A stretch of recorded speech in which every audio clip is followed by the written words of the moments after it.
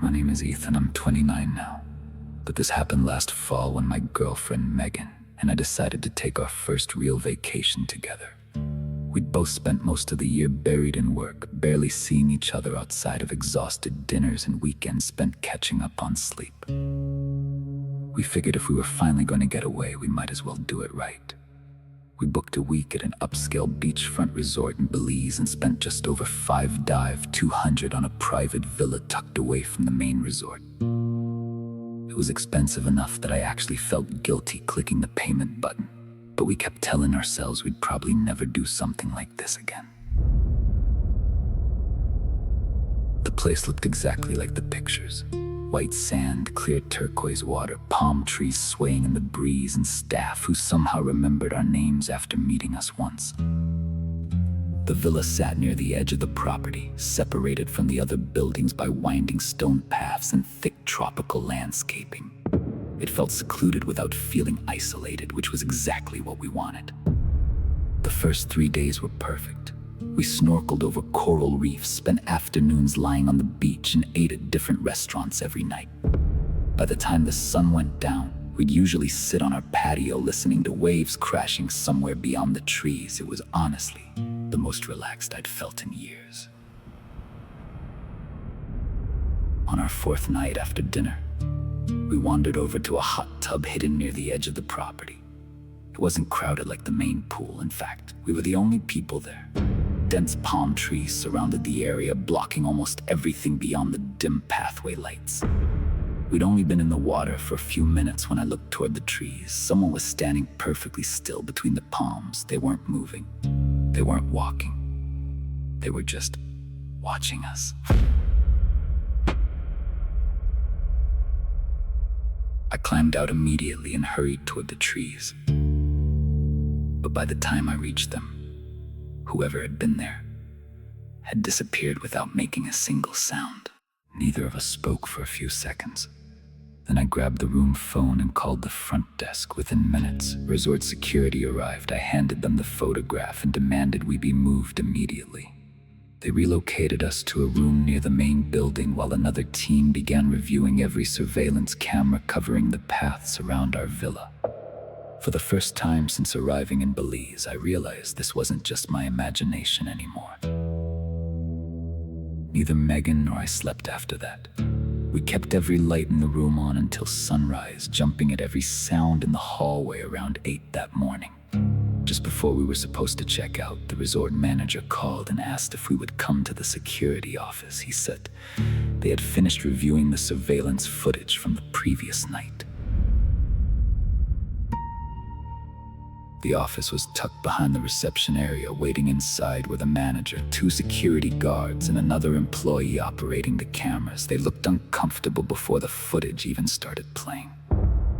At first, everything made sense.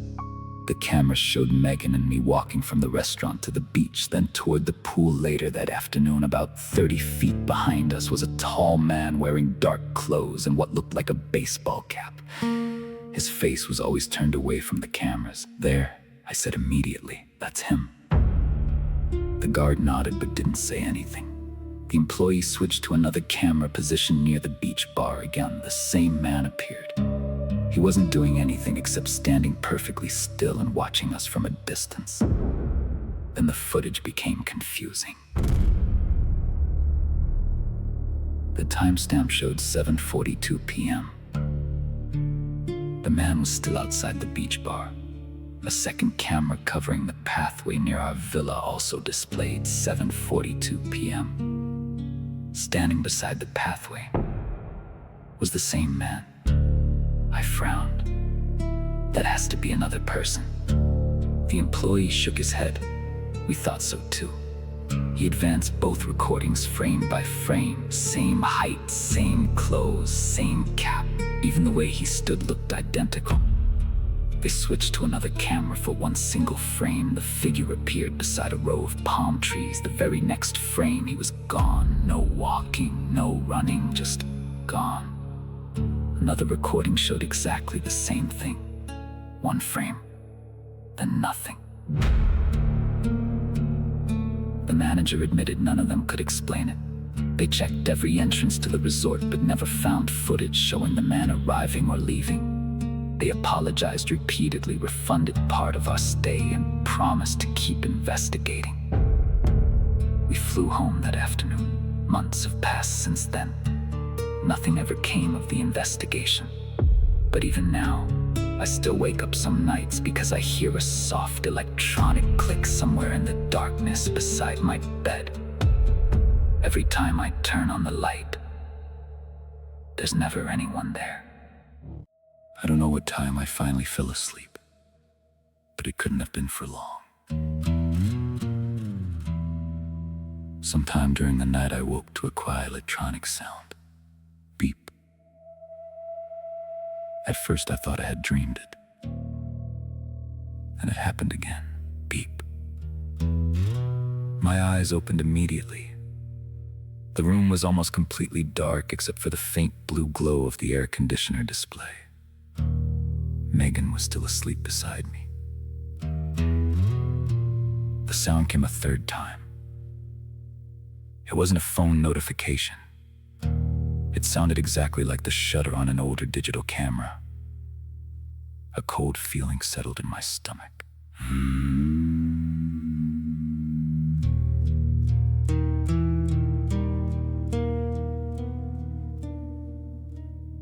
I slowly turned my head toward the sliding glass door leading to our patio. Someone was standing outside. A tall figure remained perfectly motionless behind the screen door, almost blending into the darkness beyond the villa. Their face was impossible to make out, but I could clearly see both hands holding a camera pointed directly at our bed. Another soft beep echoed through the room. The person had just taken another picture. I yelled without even thinking and jumped out of bed. The figure reacted instantly. They lowered the camera, turned, and disappeared into the darkness surrounding the villa before I could reach the door. I threw the slider open and ran onto the patio barefoot. All I caught was the sound of hurried footsteps moving across the wooden walkway before fading into the palm trees. Then everything became quiet. Almost. From somewhere beyond the trees came that same low humming we'd heard the first night. It drifted through the darkness for several seconds before stopping completely.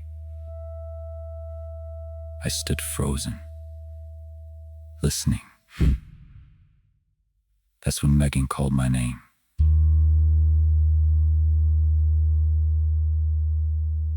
She was pointing toward the patio railing. Resting on top of it was a damp photograph. I picked it up. It was a picture of us sitting beside the pool earlier that afternoon. The exact photo the employee had taken. Across one corner, written in thick black marker,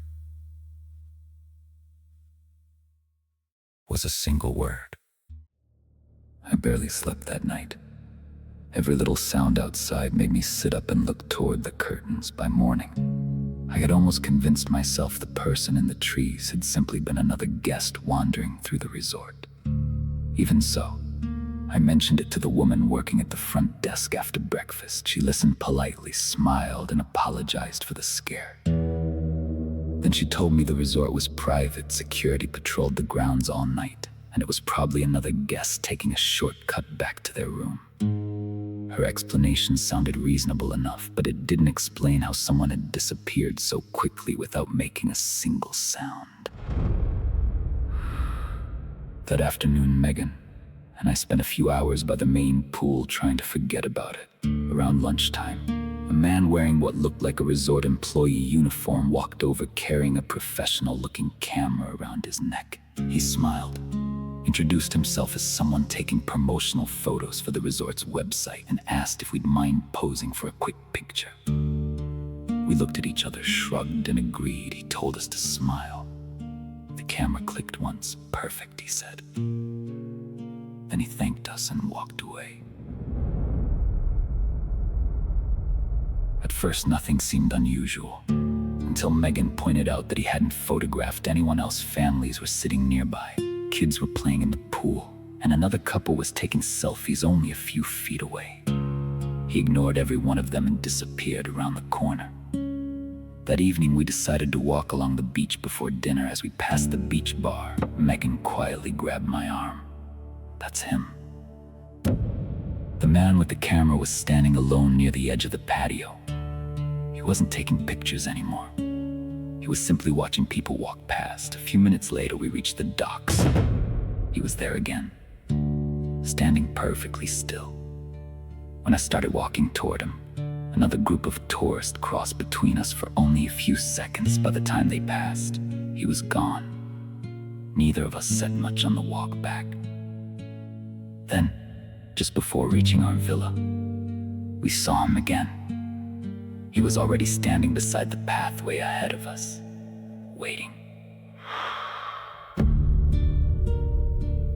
As soon as I called out to him, he turned the corner and vanished later that night. Slow footsteps echoed behind us on the empty path. But every time I looked back, no one was there.